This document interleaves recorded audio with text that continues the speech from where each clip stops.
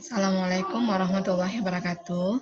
Nah, pada pertemuan kedua, ya, materi kita akan bahas tentang anatomi fisiologi sistem reproduksi. Nah, yang kita bahas di sini adalah alat reproduksi pria dan alat reproduksi wanita. Nah, kita langsung saja untuk melihat slide-nya.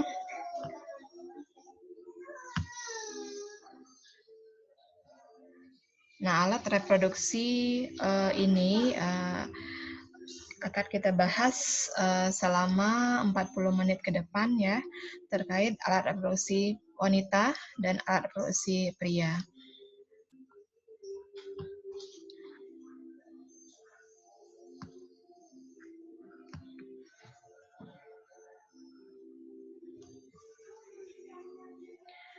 Kita awali dulu dengan alat reproduksi pria. Nah, di sini kita bagi menjadi dua bagian, yaitu eksterna dan interna. Ya, bisa dilihat di sini ada bagian interna, yaitu ada penis dan skrotum, dan bagian interna ada testis, saluran pengeluaran yaitu epididymis, vas deferens, saluran ejakulasi, uretra, ada kelenjar aksesoris, diantaranya vesika seminalis, kelenjar prostat, dan kelenjar Koper. Ya, nanti kita lihat gambarnya.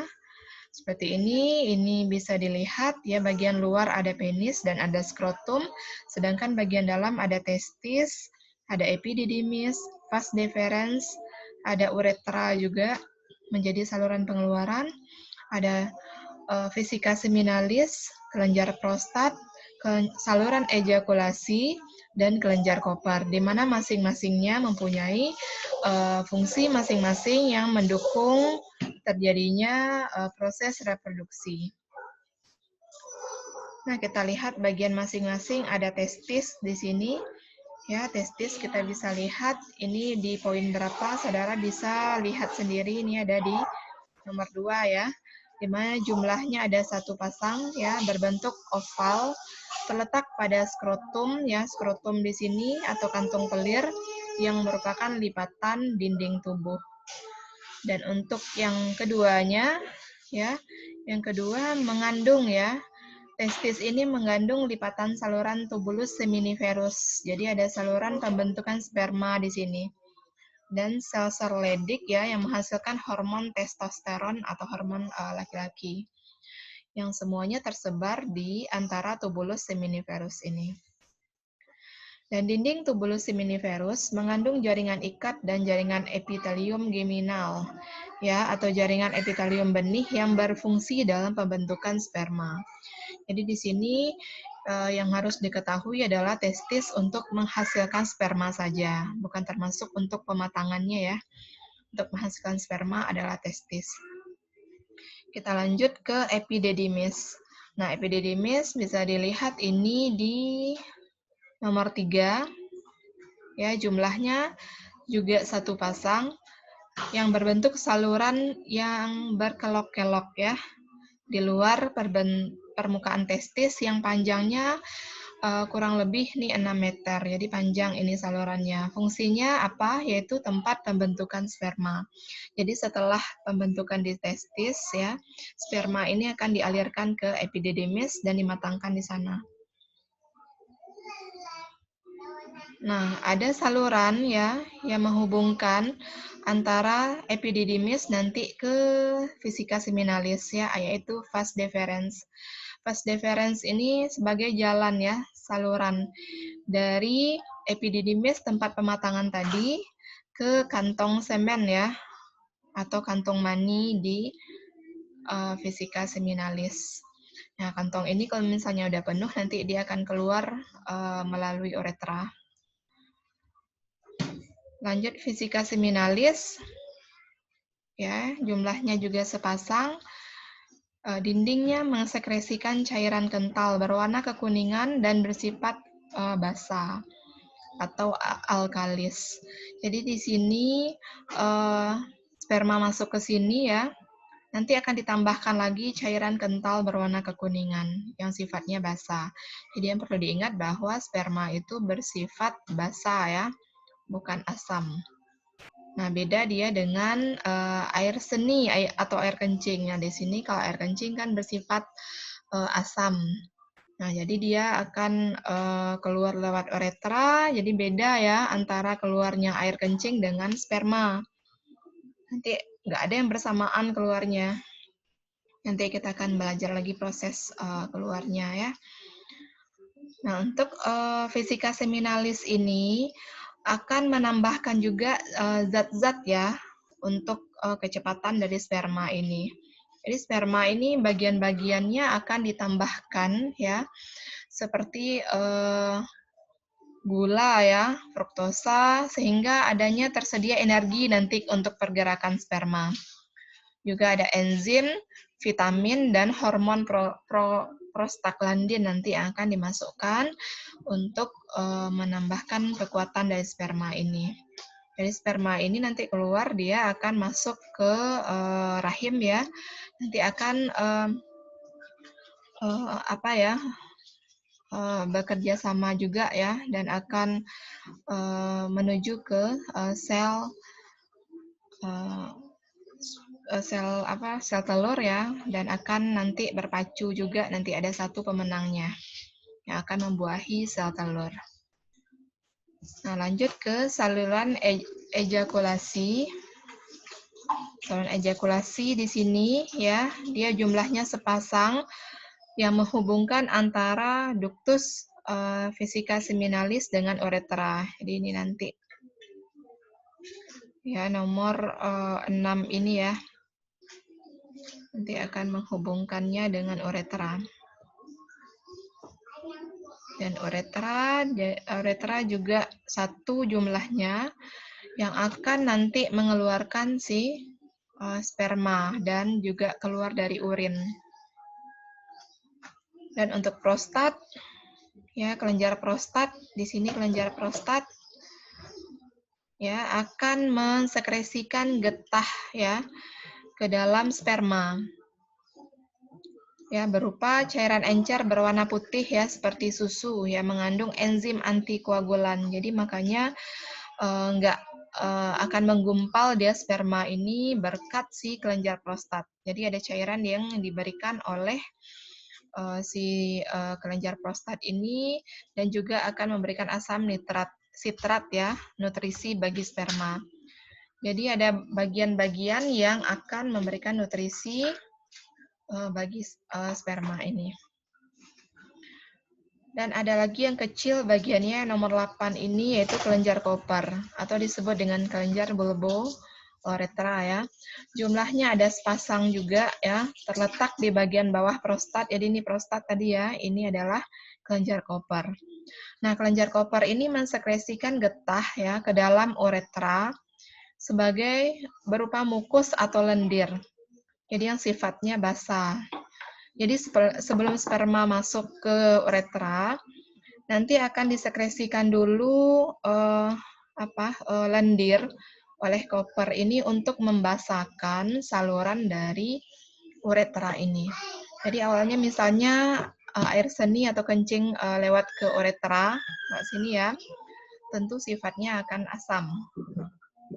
Nah, nanti dia akan menjadi basah, ya dibasahkan dulu oleh si Koper. Baru spermanya lewat ke uretra. Jadi seperti itu ya, sebelum sperma nanti Koper akan mensekresikan dulu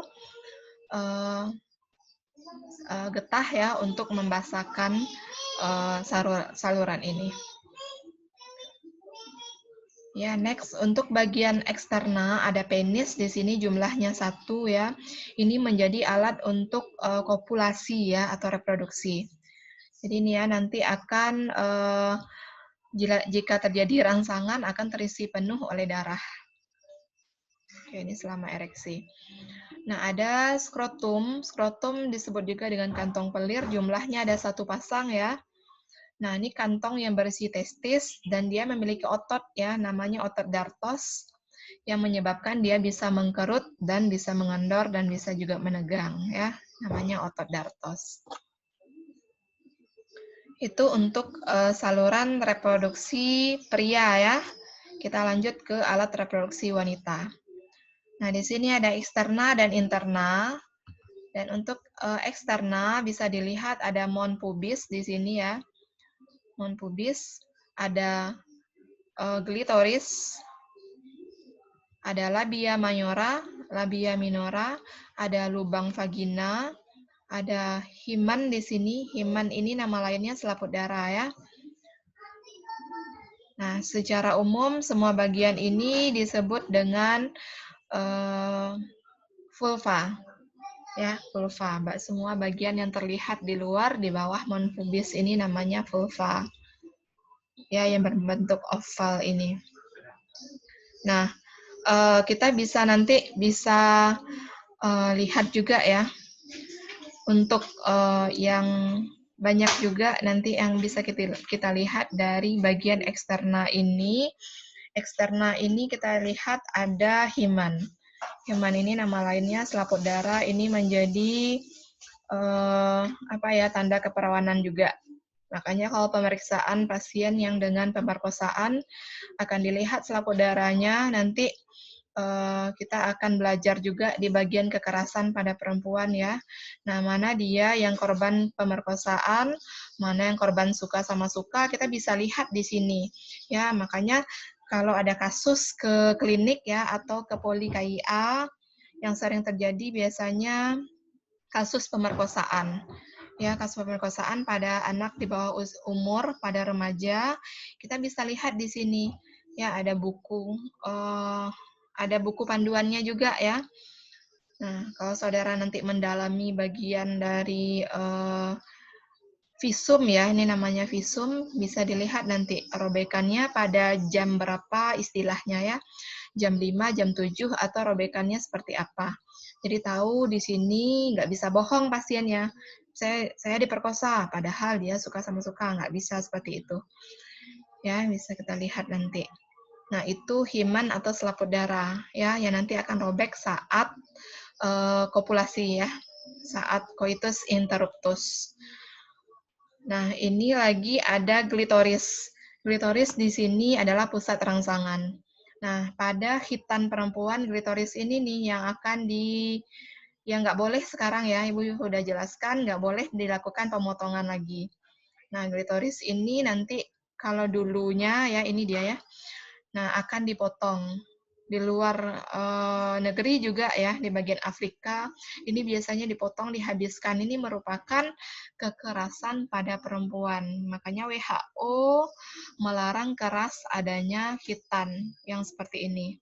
Kalau pada tempat kita ya, khitan memang diwajibkan oleh agama. Nah, khitan sekarang beda metodenya dengan khitan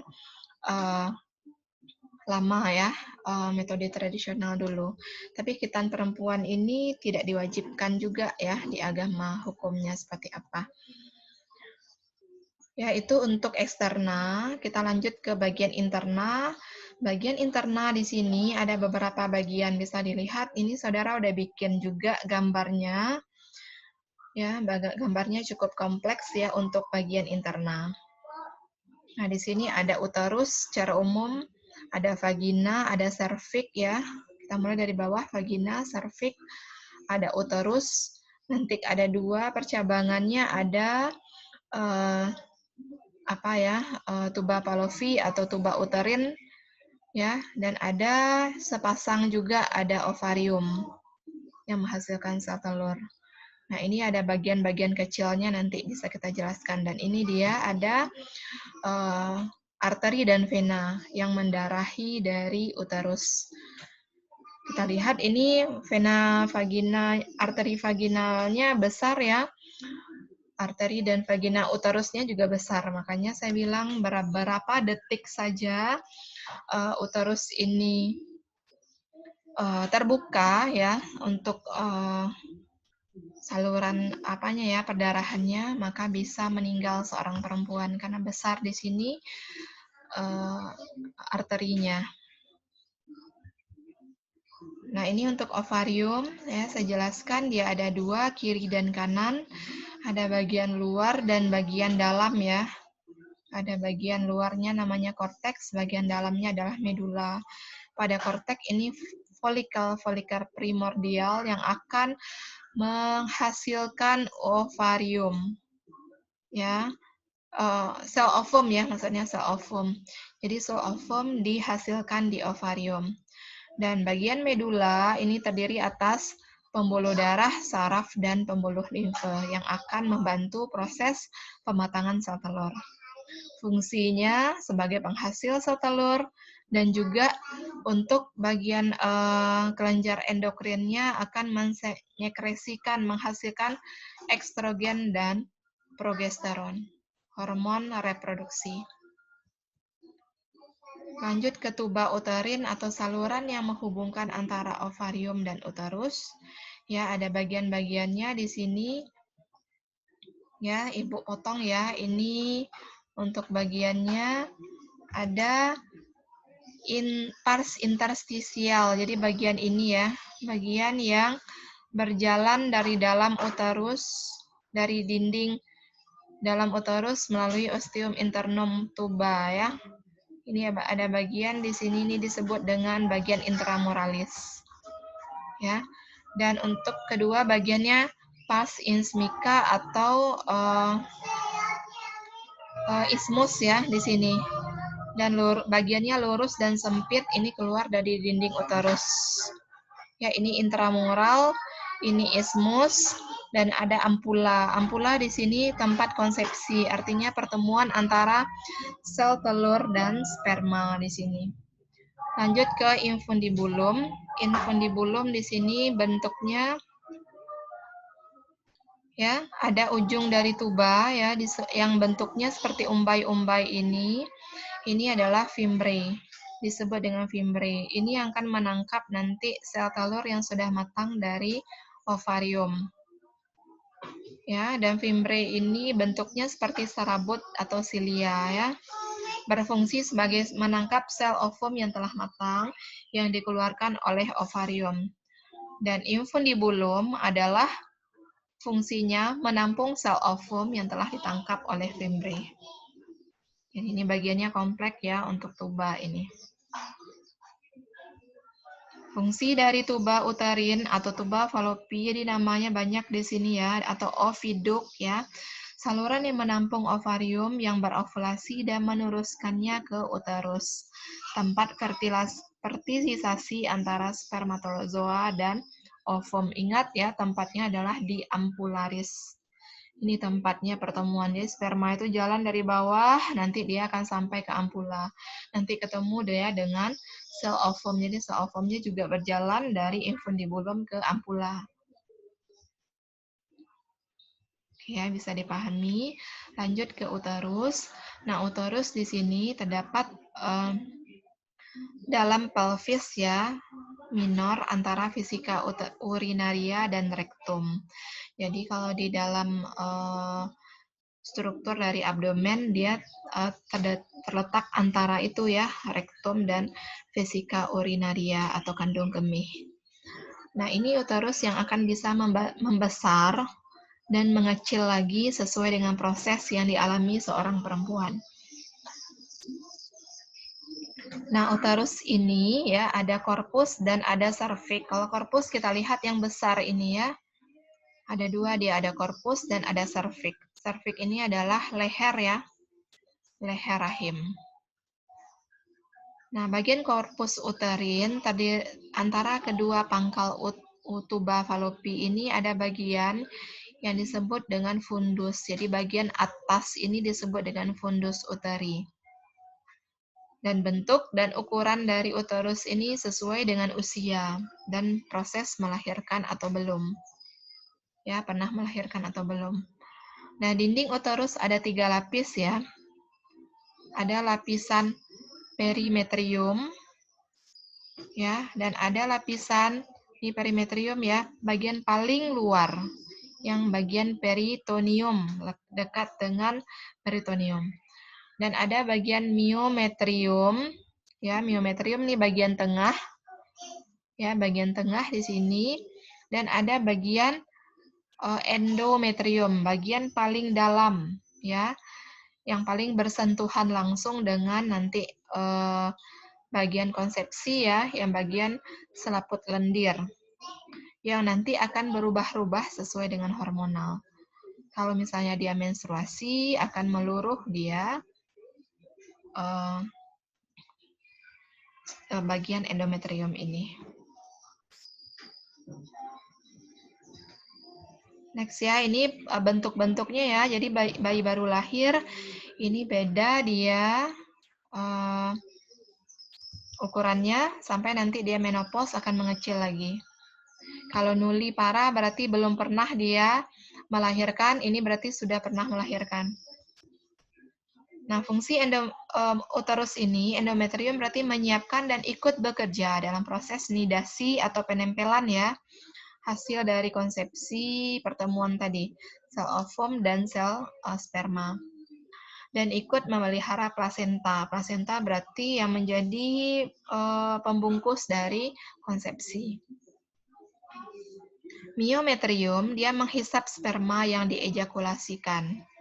Dan untuk melancarkan aliran sperma menuju infundibulum. Dan meluruhkan embrio plasenta waktu melahirkan, keguguran, atau haid, menstruasi. Nah, mungkin itu saja untuk alat reproduksi pria dan wanita. Nanti kalau jika ada pertanyaan, mahasiswa bisa mengajukan pertanyaan melalui Edmodo. Nanti masih ada waktu untuk perkuliahan kita.